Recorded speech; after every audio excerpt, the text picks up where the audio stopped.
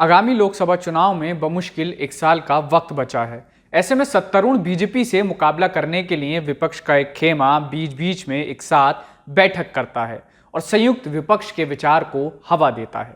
कुछ ऐसा ही 12 अप्रैल को हुआ जब कांग्रेस अध्यक्ष मल्लिकार्जुन खड़गे के निवास पर राहुल गांधी के साथ बिहार के सीएम नीतीश कुमार और डिप्टी सीएम तेजस्वी यादव एक साथ बैठे। राहुल गांधी ने इस बैठक को विपक्ष की एकता की दिशा में ऐतिहासिक कदम बता दिया।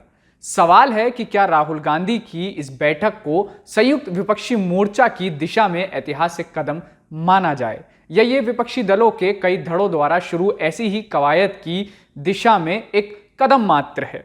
इस वीडियो में हम आपको विपक्ष को साथ लाने की दिशा में शुरू अब तक के तमाम कवायद से वाकिफ कराएंगे और साथ ही समझाएंगे कि कैसे ये पार्टियां अभी भी एक मंच पर आने को पूरी तरह तैयार नहीं दिख रही हैं।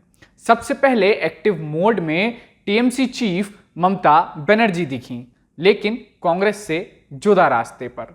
मार्च महीने के बीच में कांग्रेस सांसद के अंदर अडानी मुद्दे पर पीएम मोदी को घेरने की कोशिश कर रही थी और उधर अखिलेश यादव ने ममता बनर्जी से ऐसी शिष्टाचार भेंट की कि खुद कांग्रेस सत्ते में आ गई। बैठक में ऐसा लगा कि ममता बनर्जी कांग्रेस के बिना बीजेपी का सामना करने के लिए एकजुट विपक्ष की तैयारी कर रही हैं। इसके कुछ ही दिन बाद ममता बनर्जी ने ओडिशा के सीएम नवीन पटनायक से मुलाकात की। भले ही बैठक को शिष्टाचार भेंट का नाम दिया गया हो, लेकिन राजनीतिक पंडितों के लिए संकेत साफ थे। संयुक्त विपक्ष बनाने के लिए कांग्रेस से अलग ममता बनर्जी एक्टिव मोड में है। इसके बाद दिल्ली के सीएम अरविंद केजरीवाल लेकर आए G8। केजरीवाल ने मीडिया से बात करते हुए जानकारी दी थी कि G8 नाम का एक गवर्नेंस प्लेटफॉर्म बन रहा है। उन्होंने कहा कि इस मंच से जुड़कर 8 राज्यों के मुख्यमंत्री एक दूसरे से सीखेंगे। सीएम केजरीवाल ने कहा कि G8 गैर राजनीतिक मंच है, लेकिन यह हजम करना मुश्किल था। जिन राज्यों के मुख्यमंत्रियों को न्योता भेजा गया, उनमें से एक भी बीजेपी या कांग्रेस शासित नहीं था। इसके अलावा राहुल गांधी को मानहानि मामले में सजा मिलने के बाद विपक्ष कुछ हद तक साथ तो दिखा है। टीएमसी और आप जैसी खुले तौर पर कांग्रेस को खारिज करने वाली पार्टियां भी अब कांग्रेस के पीछे आ गई हैं और विरोध प्रदर्शनों में हिस्सा लिया है। इसके अलावा विपक्ष के 14 दलों ने संयुक्त रूप से सुप्रीम कोर्ट में याचिका दायर की और कहा कि जांच एजेंसियों द्वारा विपक्षी दलों को चुन चुन कर टारगेट किया जा रहा है। साथ ही डीएमके ने अप्रैल की शुरुआत में सामाजिक न्याय सम्मेलन के मंच पर कई विपक्षी दलों को साथ आने का मंच पर न्योता दिया। सम्मेलन में कांग्रेस, समाजवादी पार्टी, टीएमसी, आप, आरजेडी, सीपीआई से लेकर एनसीपी जैसी तमाम विपक्षी दल शामिल हुए थे। इन सब के बावजूद सिक्के का एक दूसरा पहलू भी है।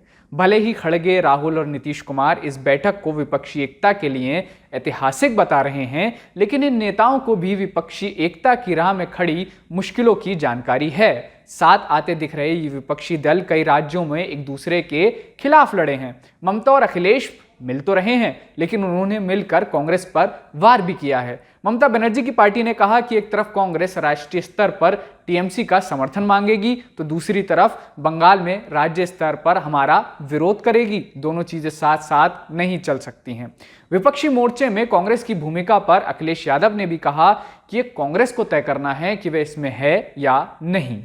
एनसीपी प्रमुख शरद पवार ने अडानी मुद्दे पर कांग्रेस द्वारा जेपीसी की जांच की मांग से असहमति जताई है। जब आप प्रधानमंत्री नरेंद्र मोदी की डिग्री मांग रही है, तो पवार पूछ रहे हैं कि क्या ये भी कोई मुद्दा है। द क्विंट के पॉलिटिकल एडिटर आदित्य मेनन के मुताबिक पवार के बयान का मतलब ये हरगिज नहीं है कि वे विपक्ष से नाता तोड़ रहे हैं, लेकिन वे विपक्ष के अंदर के दृष्टिकोण में अंतर की ओर इशारा जरूर कर रहे हैं। यहां तक कि राहुल गांधी के सावरकर बयान पर उद्धव ठाकरे ने यहां तक चेतावनी दी कि इस तरह के बयान एकता में दरार ला सकते हैं। एक और बड़ा सवाल है कि केजरीवाल संयुक्त विपक्षी मोर्चा के समीकरण में कहां फिट होते हैं।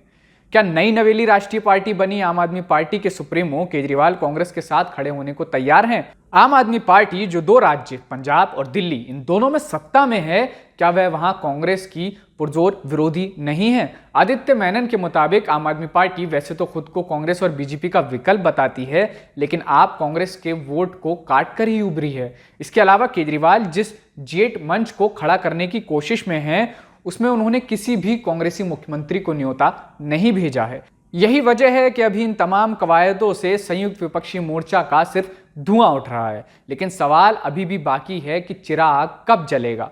क्या ये 2024 के चुनाव के पहले होगा या फिर एक बार अलग थलग पड़ा विपक्ष मजबूत बीजेपी का सामना करेगा।